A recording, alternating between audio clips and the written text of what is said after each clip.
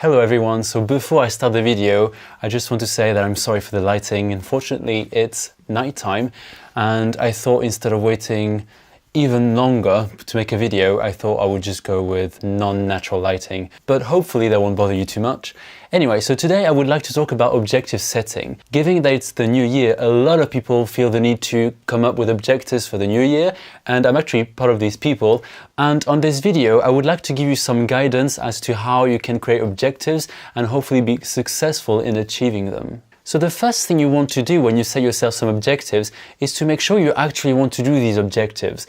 That might seem like a silly question to ask yourself, but sometimes we actually confuse objectives we really want to do because we think they will improve our life or they will actually be good for us with objectives that we kind of think would be cool to do, but secretly we don't actually want to do. They're not actually something that are important to us. Let's say one of your objectives is going to the gym. For some people, that's actually what they actually want to do because they're quite sporty, they enjoy, doing physical activity. But for other people, this objective actually only reflects what they think society expects from them or what they feel they should be doing. But actually, it's not something they deeply want to do. It's not actually something that they enjoy doing. They just kind of feel forced, or maybe it's just a trendy thing to do, but it doesn't actually match their true desires, let's say.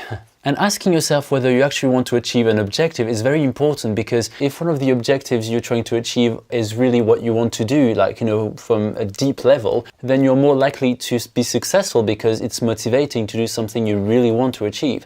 However, if it is something you're not really actually interested in doing for real, then it's not actually going to be, successful, and it might just be a waste of time because it doesn't actually, match your values or the person you actually want to be. So in a nutshell, it's important to ask yourself, why? Why do you want to do this objective? So you don't actually have to do anything you don't want to do. Focus on the things that are important to you.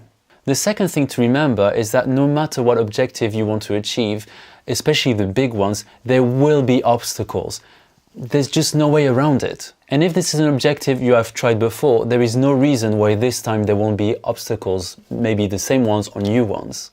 But don't worry, obstacles are not necessarily a bad thing. All you have to do is plan for them. So when you plan for your objective, think in advance what the possible obstacles are going to be. So let's say you want to get started in learning a language, or you just want to be more regular in your language learning. Maybe one of the obstacles could be time, because potentially you're worried about not having time to actually do the language learning, or you don't know how to organize your time.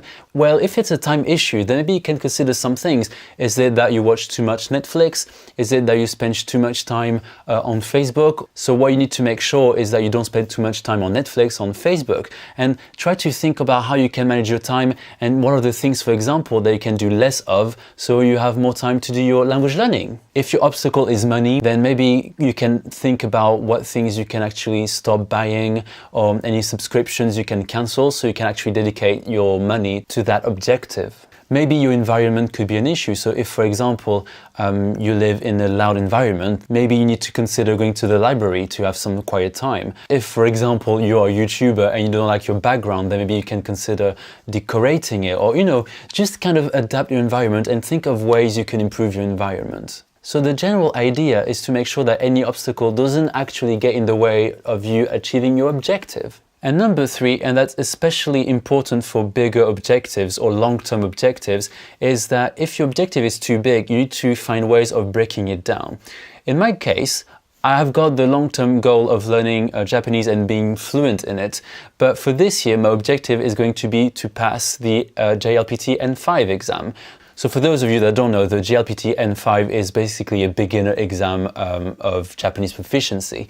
So it's a way of breaking it down and making it more manageable, because if your objective is to learn a language, it's sort of meaningless because it doesn't actually break it down into something that you can kind of measure, if that makes sense. So if you do small objectives like maybe passing a test, completing a textbook, being able to read the Russian alphabet, or all these types of measurable things, then it will be much more motivating, and also it will seem less overwhelming. And within that broken down objective, you can go even further. So for example, for the JLPT N5, I could probably, break it down by saying I need to learn 80 kanji, I need to learn maybe 200 words of vocab, I want to be able to use 30 verbs, or whatever the requirements of the JLPT N5, which I don't have in mind right now. But you get the idea, I think. And the last thing I want to talk about is give yourself deadlines for each of the sub-objectives that you have for your general objective. The reason is that if you just say, by the end of 2019, I will learn a language, or I will do this and that, then it's quite easy to, just postpone it. Maybe you will think, oh, well, it's my objective, but, I can wait until July, for example, when I will have more time, or anything like that. But if you actually give yourself deadlines, so for example, by the end of January, I want to be able to recognize 20 kanji. By the end of February, I want to be able to use 20 verbs.